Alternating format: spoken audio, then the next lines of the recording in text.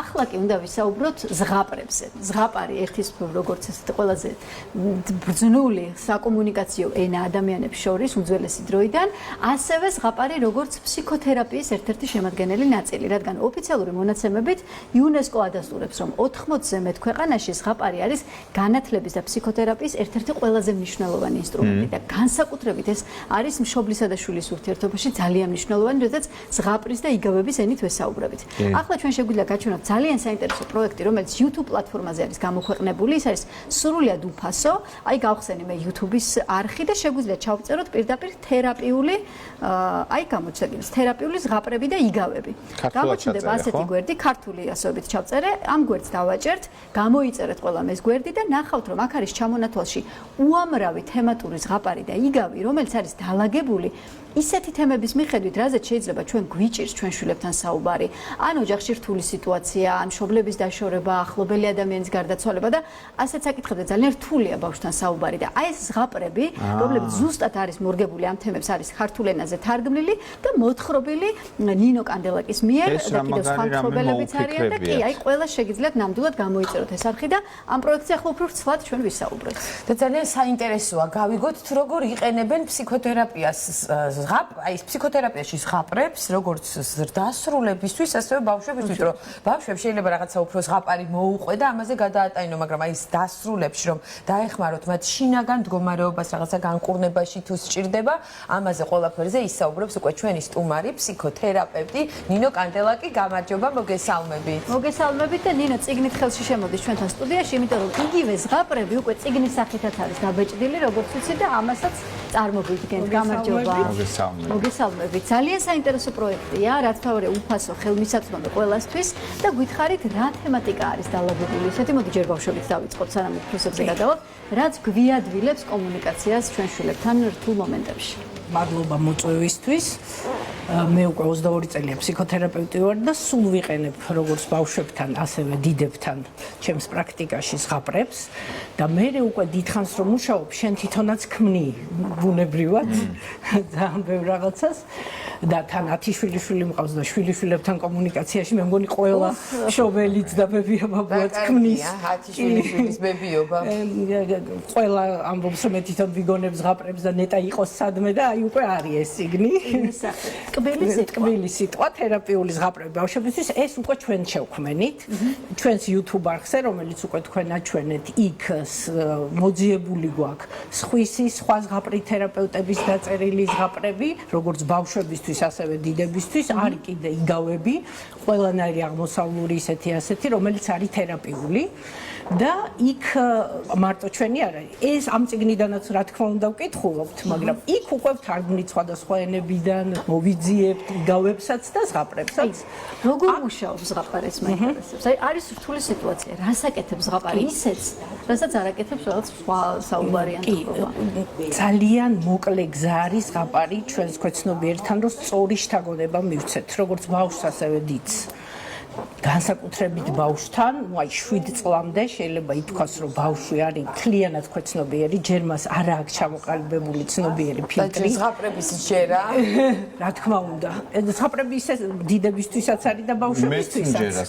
რა თქმა უნდა, მე სულ ვკითხულობ და სულ усმენ. და ძალიან იოლია რომ ეს სწორი სტრატეგიები ცხოვრებისეული, ხო, აი რესურსები გააღვიძო მაშინ მისცე ასწავლო ის სწორი კოდი ჩაუდო, ხო, რომელიც მთელი ცხოვრება მე უკვე იმუშავებს და პირდაპირ იწერება ქვეცნობიერში, აი განსაკუთრებით 7 წლამდე. ეს წიგნიც არის სადღაც 3 წლიდან 12 წლამდე ბავშვებისთვის. ეხლა მეორე ნაწილსაც ვაპირებთ სექტემბრიდან ჩვენ განვაახლებთ შეხვედრებს და ისევ გავაგრძელებთ ამ ზღაპრების წერას, უკვე გვინდა ცოტა მოზრდილი ასაკისთვის, უკვე აი გარდატეხის ასაკსაც რო შევეხოთ, აქ ეს ასაკი არ არის, აქ უფრო 12 წლამდე გვაქვს და აუცილებლად მეორე ნაწილსაც გავაკეთებ. აი, იცით რა მაინტერესებს ზღაპრებში თქვათ თუ არიან ისეთი პერსონაჟები, რაც შეიძლება ადამიანმა გინდათ ბავშვმა ან მოზრდილმა თქვათ თავის საკუთარ თავად აღიქვას. ხო, ამაზეა გათვლილი.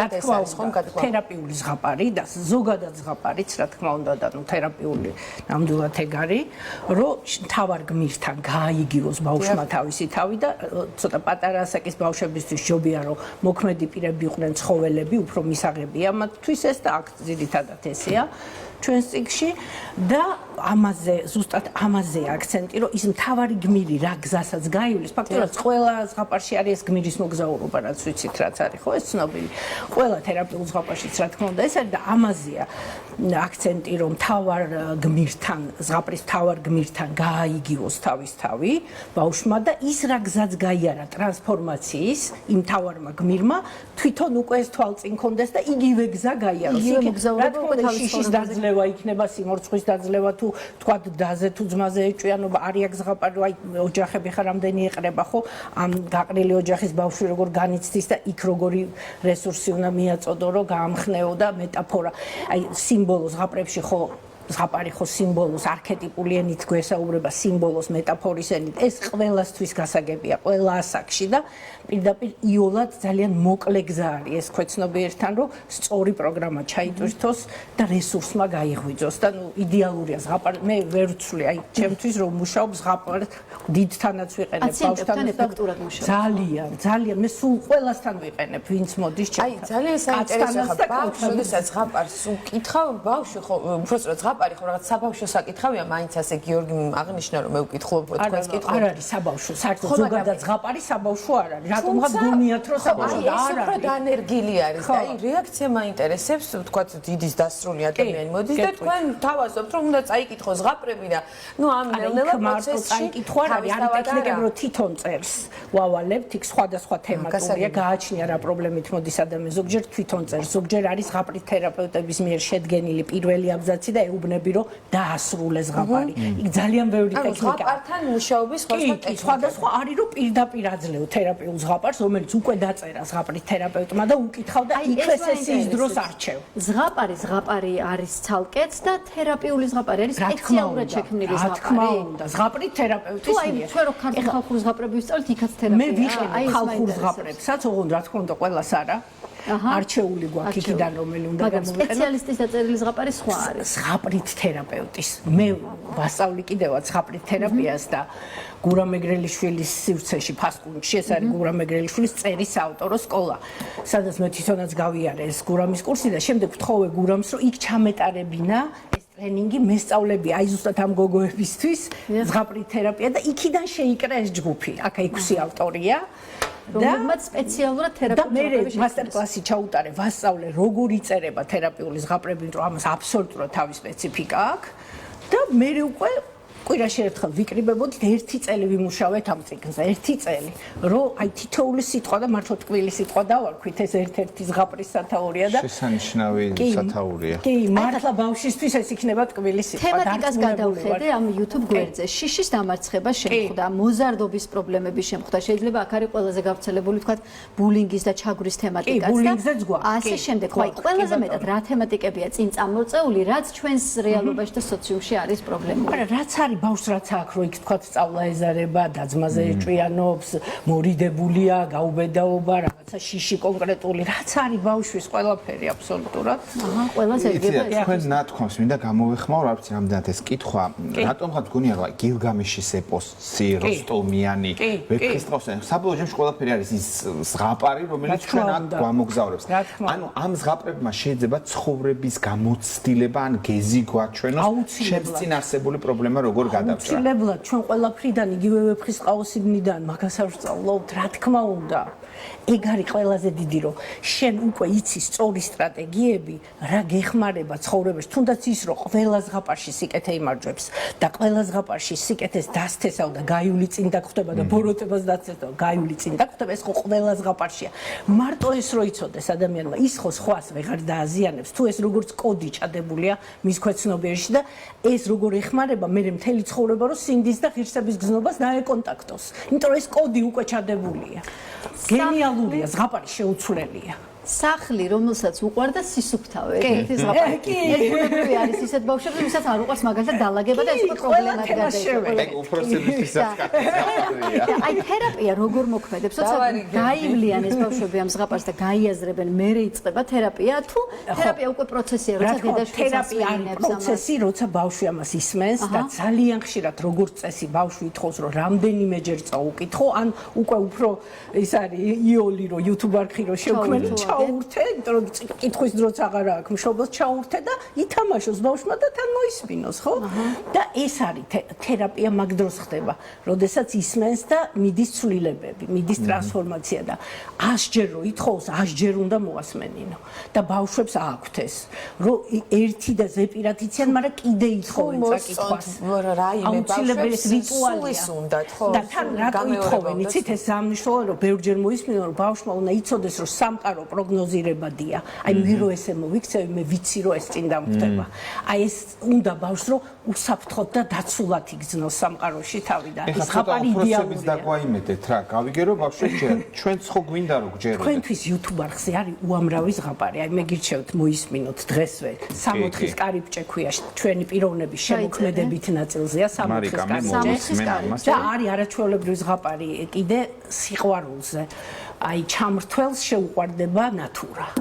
გენიალური ზღაპარია. პირდაპირ ესე ქვია ზღაპარი სიყვარულზე, იმას მე ვკითხულობ, ორნი ვკითხულობთ YouTube არხზე. ხან მე ვკითხულობ, ხან ფსიქოთერაპევტი მერაბონიანი, ჩემი თანამშრომელია, ვენაცვლებით ერთმანეთს და ესე ყოველ ორ შაბათს საღამოს ვდებთ ახალ ან ზღაპარს, ან იგავს და ვცდილობთ რომ რიგრიგობით დავდოთ, ხან საბავშვო დავდოთ, ხან სადიდო რომ ორივეს კონდეს. მე მოვისმენ დღეს მარიკა 60-ის კარიბჭე ვიპოვე, აი ჩანს უკვე ვიპოვე YouTube-ზე და შეგვიძლია ამას მოვუსმინოთ დღესვე 28 წუთია და ეს 28 წუთი საჭესთანაც რო ჩავრთოთ საჭესთანაც გადასარევ. კონკრეტული მაგალითები რო გითხრათ, რომ მაგალითად მშობელი და შვილი თქვათ მოვიდნენ თქვენთან პრობლემით და აი ამ ზღაპრებმა იმუშავა და ეს ტრანსფორმაცია ბავშვში მოხდა.